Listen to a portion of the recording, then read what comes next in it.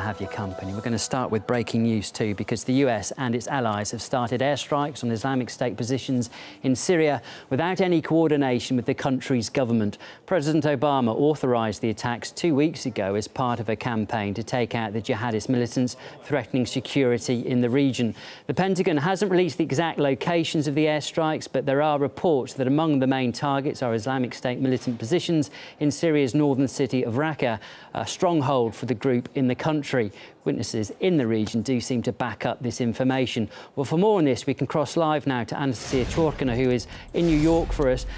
Anastasia, what further developments can you tell us?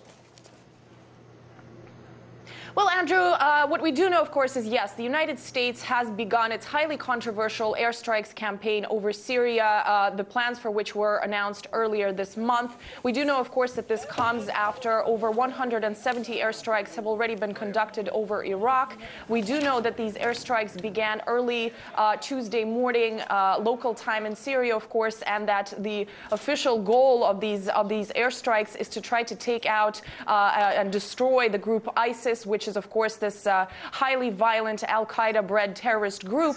And we know that the plan is, right now, the reported plan is to target at least 20 locations, including training bases and encampments, and that reportedly this campaign will last for at least throughout this week. But that's, of course, seems to be a very underestimated amount of time, considering the complicated situation on the ground. We do also know that the United States is the only non-Arab country that is participating in this campaign. Of course, it's spearheading this operation, but other countries include the United Arab Emirates, Saudi Arabia, Qatar, Bahrain, and Jordan. And it has to be said that the legality of this campaign has been highly questioned throughout these last several weeks, because certainly lots of questions are being asked about the lack of approval, not just from the Syrian government, which, unlike the Iraqi government, never approved or requested such airstrikes, but also from Congress, representing the American people, of course, here in the United States, as well as the international community in the face